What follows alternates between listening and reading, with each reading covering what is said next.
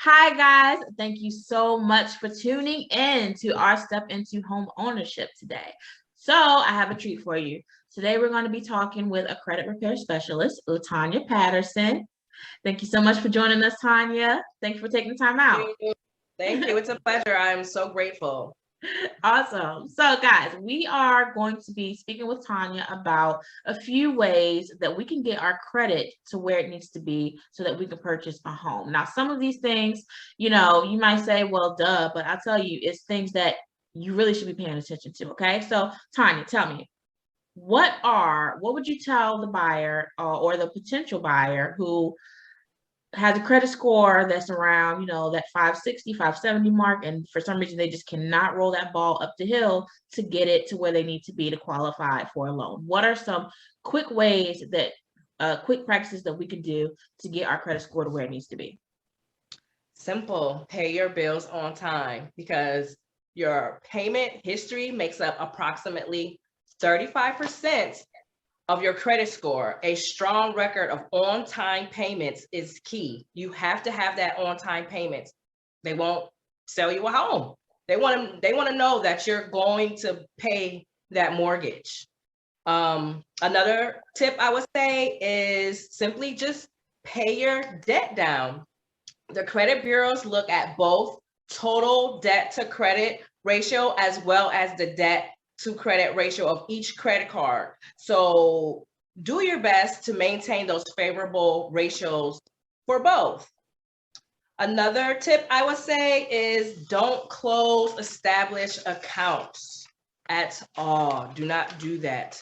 A short credit history may have a negative effect on your score, although it can be offset by positive factors such as timely payment and low balances. You just don't want to close those accounts. You need to have history of open accounts, good standing accounts, even if it's not a lot of money on it. You just want to show that you had some type of credit. Another way I would say is credit your rent. A lot of people do not know this, but you can get your credit. How can I say? Let me say this. Credit your rent. You can go back as far as 2 years of on-time payments and report that to the bureaus. Oh, if you're wow. getting penalized for not paying your rent, you can be rewarded for paying your rent on time, and that will build your credit as well. Another thing I would say you can do is simply try to invest in getting a secured credit card. A secured credit card is a credit card where you can upload the amount of money that of your choice and simply use it as a credit card. They're going to give you, how can I say, you're still going to have your monthly bill. You pay those on time. And depending on what kind of card you have, you can graduate to a secured credit card. So my company also has that as a offer as well, with the credit your rent and the secured credit card. So if you don't know how to do anything, if you don't know how to do the steps or the tips, I should say, you can simply contact me and I can get you squared away. Nice. Okay. So those are some great tips. Now, I do want to go back here for a second. Let me circle back. When you say to keep it under under favorable limits, our credit lines, what percentage should we be keeping it under?